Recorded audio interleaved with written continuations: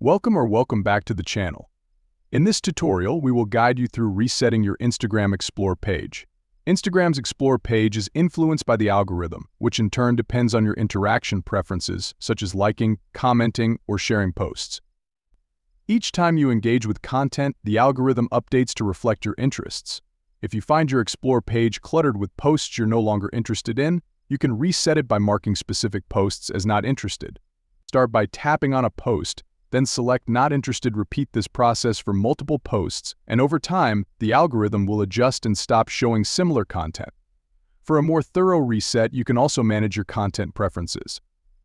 Go to your Instagram settings and review your content preferences. By checking and marking posts you're no longer interested in, the algorithm will gradually adapt to your new preferences.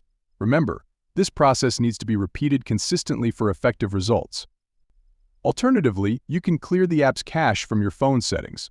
Open your device's settings, scroll down to Apps and select Instagram. Stop the app, then go to Storage Cache and clear the cache. This action will remove temporary data stored by the app, which might help in resetting your Explore page. That's it for this video. We hope this guide helps you reset your Instagram Explore page. Thank you for watching.